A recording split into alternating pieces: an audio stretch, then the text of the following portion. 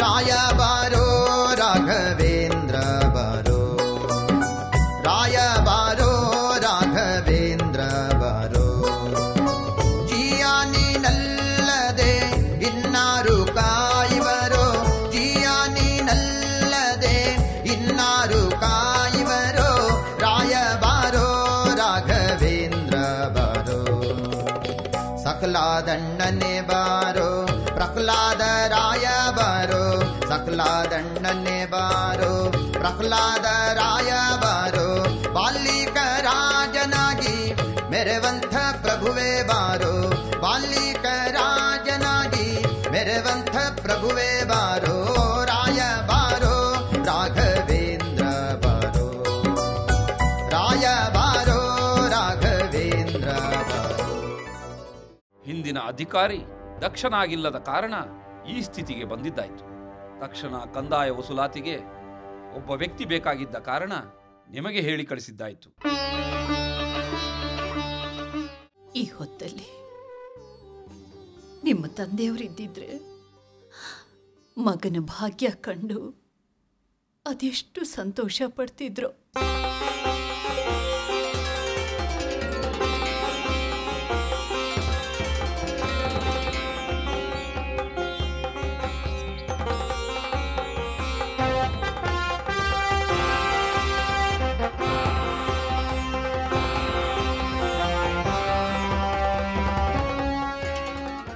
ಏನೋ ಸರ್ಕಾರವೇ ನಿಮ್ಮ ಮನೆ ಬಾಗ್ಲಿಗೆ ಬರ್ಬೇಕೇನು? ಕಂದಾಯ ಕಟ್ಟೋದು ಅಂದ್ರೆ ಏನು ಅಂತ ತಿಳಿದಿದ್ದೀರಿ?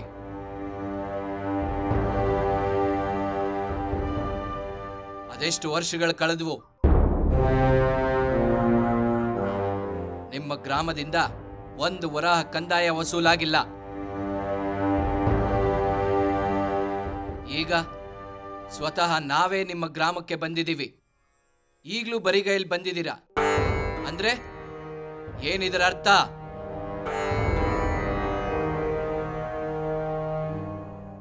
ಓಹೋ, ಪ್ರಭುತ್ವದ ವಿರುದ್ಧ ಬಂಡಾಯಿವೆ ಅಥವಾ ಪ್ರಭುತ್ವದ ಭಯ ಇಲ್ದಾಯ್ತೆ? ನಾನಿಲ್ಲಿಂದ ನಿಮ್ಮ ಬಗ್ಗೆ ವರದಿ ಕಳಿಸಿದ್ರೆ ಪ್ರಭುತ್ವವೇ ಗ್ರಾಮಕ್ಕೆ ಸೈನ್ಯದ ಸಮೇತ ಆಗಮಿಸಿ ಸಾಲು ಬೇಡಿ ತೊಡಿಸಿ ನಿಮ್ಮನ್ನ ಕರೆದೊಯ್ತಾರೆ. ಏನು ಅಂತ ತಿಳಿದಿದ್ದೀರಿ?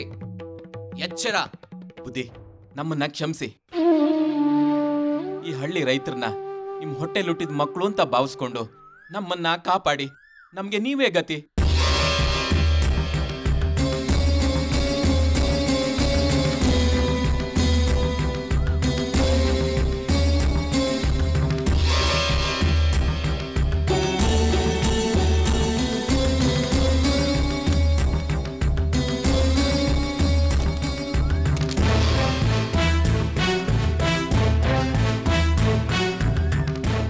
ಭಾವನೆಗಳ ಉಬ್ಬರ ಹುಟ್ಟಿಸಿ ಮಾತನಾಡಿದ್ರೆ ಕಟ್ಟಬೇಕಾದ ದ್ರವ್ಯ ಉದುರೋದಿಲ್ಲ. ರಾಜಾದಾಯ ಕೊಡದೆ ವಂಚನೆ ಮಾಡೋದು ಧರ್ಮವೂ ಅಲ್ಲ, ವ್ಯವಹಾರವೂ ಅಲ್ಲ. ಮೊದಲು ಹಳೆಯ ಬಾಕಿ ಕಂದಾಯ ತಂದೊಪ್ಸಿ, ಇಲ್ದಿದ್ರೆ ಜಪ್ತಿ ಮಾಡ್ಬೇಕಾಗುತ್ತೆ. ಎದ್ದೇಳಿ. ಸ್ವಾಮಿ, ನಾವೆಲ್ಲ ರೈತರು, ಕಳ್ರಲ್ಲ. 4 ವರ್ಷಗಳಿಂದ ಬರದ ಕಾರಣ ಒಂದೇ ಒಂದು ಕಾಳು ಧಾನ್ಯನೂ ಬೆಳೆದಿಲ್ಲ. ಮಕ್ಕಳು ಹೊಟ್ಟೆ ತುಂಬಿಸ್ಕೊಳ್ಳೋಕು ಒಂದೇ ಒಂದು ಕಾಳು ಇಲ್ಲ. ಇದ್ರ ಮಧ್ಯೆ ದರೋಡೆಕೋರರು ಮನೆಗೆ ನುಗ್ಗಿ ಅಳ್ದು ಉಳ್ದಿದ್ದನ್ನೆಲ್ಲ ಹೊತ್ಕೊಂಡು ಹೋಗಿದ್ದಾರೆ. ಇಲ್ಲದನ್ನ ನಾವು ಎಲ್ಲಿಂದ ತಂದ್ಕೊಡೋಣ? ಸ್ವಾಮಿ, ಗುಳೆ ಹೊರಟ ರೈತರನ್ನ ನಾನ್ ತಡೆದು ನಿಲ್ಸಿದ್ದೀನಿ. ಹೊಸದಾಗಿ ತಾವು ಅಧಿಕಾರಿಗಳಾಗಿ ಬರ್ತಿದ್ದೀರಿ. ಊರಿನ ಧಣಿ ತಾವೇ. ನಮ್ಗೇನಾದ್ರೂ ದಾರಿ ತೋರಿಸ್ತೀರಾ ಅಂತ ಭರವಸೆ ಹುಟ್ಟಿಸಿದ್ದೀನಿ. ಹೇಗಾದ್ರೂ ಮಾಡಿ ನಮ್ಮ ಕಷ್ಟದ ವಿಚಾರನ ಹೊಟ್ಟೆಗೆ ಹಾಕೊಂಡು ನಮ್ಮನ್ನ ಕಾಪಾಡಿ ಒಡೆಯ. ನಾನೇನ್ ಮಾಡಕ್ಕಾಗತ್ತೆ? ದಿವಾನ್ರಿಂದ ಹುಕುಂ ಬಂದಾಯ್ತು. ನಿಮ್ಮನ್ನ ಉಳಿಸೋದು ನಮ್ಮ ಕೈಯಲ್ಲಿಲ್ಲ. ಒಡೆಯ, ಈ ವರ್ಷ ಸ್ವಲ್ಪ ಮಳೆ ಆಗಿದೆ. ಕಾಳು ಬೆಳೆದೇ ಬೆಳೆಯುತ್ತೆ. ಹೇಗಾದ್ರೂ ಮಾಡಿ ಬಾಕಿ ಕಂದಾಯನ ತೀರಿಸ್ತೀವಿ. ಸ್ವಲ್ಪ ಕಾಲಾವಕಾಶ ಕೊಡಿ. ಸಾಧ್ಯವಿಲ್ಲ ಅನ್ನಲ್ಲ. ಇವತ್ತು ನಿಮ್ಗಳ ಮನೆನ ಜಪ್ತಿ ಮಾಡೇ ತೀರ್ತೀನಿ. ಮನೆ ಜಪ್ತಿ ಮಾಡೋದಿಕ್ಕೆ ಏನು ಇಲ್ಲ ಒಡೆಯ. ಎಲ್ಲ ಹೊರಗಡೆ ಸಾಕ್ಸಿ ಮನೆನ ಖಾಲಿ ಮಾಡಿ ಇಟ್ಟಿದ್ದೀರಾ.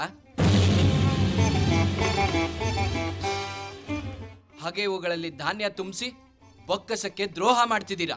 ಇಲ್ಲ ನನ್ನ ಒಡೆಯ, ನಾವಂತವ್ರಲ್ಲ. ನನ್ನ ಮುಂದೆ ನಿಮ್ಮ ಆಟ ಸಾಗಲ್ಲ. ಎಲ್ರಿಗೂ ಬೇಡಿ ಹಾಕ್ಸಿ ಕರೆದೊಯ್ತೀನಿ. ನಿಮ್ ಪಾದ ಸ್ವಾಮಿ, ನಾವು ಇಷ್ಟು ಹೇಳಿದ್ರು ನಿಮ್ಗೆ ಅರ್ಥ ಆಗ್ತಿಲ್ವಲ್ಲ. ನಮ್ ಕಷ್ಟ ನಿಮ್ಗೆ ಅರ್ಥ ಆಗ್ತಿಲ್ವಾ ಸ್ವಾಮಿ?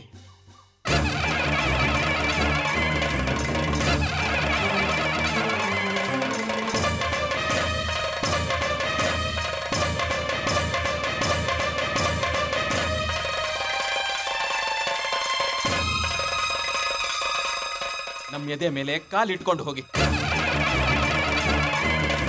ಇದ್ರೊಳಗೆ ಏನಾದ್ರೂ ಸಿಕ್ಕರೆ ನಾವಿಷ್ಟು ಜನ ತಲೆ ಹೊಡ್ಕೋತೀವಿ.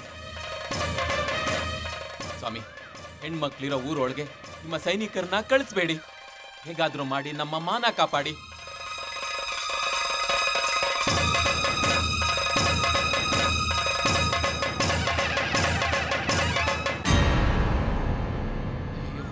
ಎದ್ದೇಳ್ರಪ್ಪ, ಹೇಳಿ, ಎದ್ದೇಳಿ.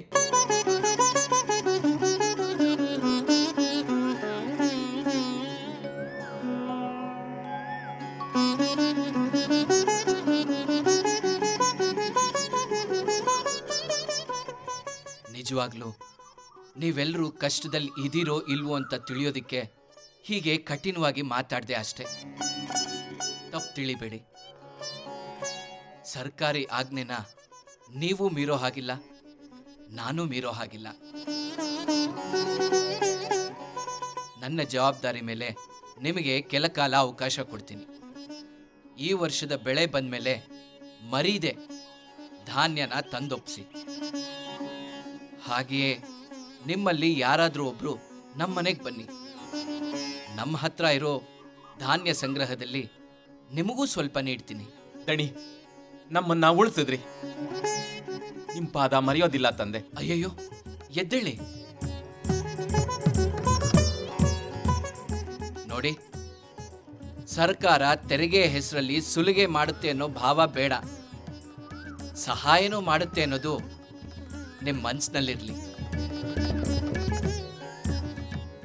ನಾನಿನ್ ಬರ್ತೀನಿ.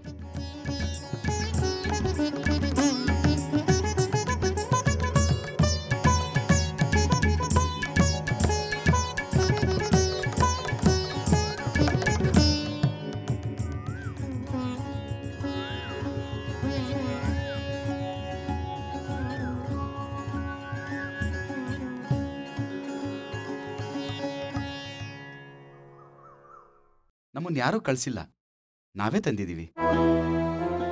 ನೀವ್ಯಾಕ್ ತಂದಿದ್ದೀರಿ? ಯಜಮಾನ್ರು ತರಕ್ ಹೇಳಿದ್ರೆ? ಅಯ್ಯೋ, ಇದನ್ನ ಬೆಲೆ ಕೊಟ್ಟು ಕೊಂಡ್ಕೊಳಕ್ಕೆ ಅವರೇ ಮನೇಲಿಲ್ವಲ್ಲ. ಭಾರ ಬೇರೆ ಹೊತ್ತು ನಿಂತಿದ್ದೀರಲ್ಲ. ತಾಯಿ, ಈ ಭಾರನ ಇಲ್ಲೇ ಇಳಿಸ್ತೀವಿ. ಅವ್ರಿಲ್ಲ ಅಂತ ಹೇಳಿದ್ನಲ್ಲ, ಮತ್ತೆ ಇಳಿಸ್ತಿದ್ದೀರಿ. ಅತ್ತೆ